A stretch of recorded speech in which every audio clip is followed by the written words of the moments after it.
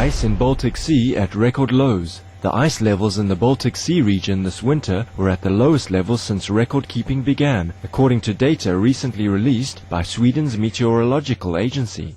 Only 49,000 square kilometers were covered in ice, a mere quarter of the surface area that is normally expected to be frozen.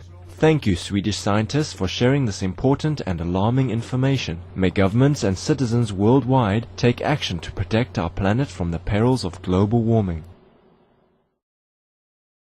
Sinking islands in the South Pacific. The United Nations Environment Programme, or UNEP, has been involved in many efforts to protect populations from climate change. UNEP supports the social policy research of the Intergovernmental Panel on Climate Change, or IPCC, and helps developing nations in Africa maximize energy efficiency. The organization members are also increasingly concerned about the sinking island states in our oceans that is caused by rising sea levels. UNEP's Asia and Pacific Regional Director, Mr. Surendra Shrestha, is a native of Nepal, who is also well known for effectively mobilizing political and financial support for UNEP's programs. If we look at small islands like the Maldives, for example, Maldives in the last 4 years have lost 6 islands. In Indonesia, the minister has told us that they have lost 30 islands, all under the sea.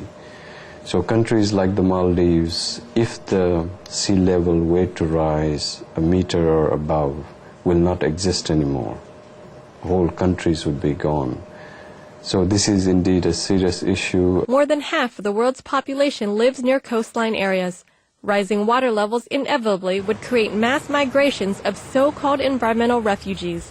UNEP has been working to set up free location programs, but in the future these may not be enough. The UN is assisting with that program, assisting the governments with that.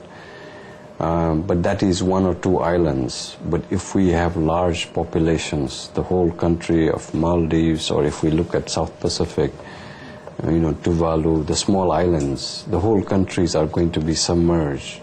So we have to think of a bigger strategy to assist those people. We pray for greater efforts to halt global warming so that our world's precious islands and their beautiful inhabitants may be safely preserved.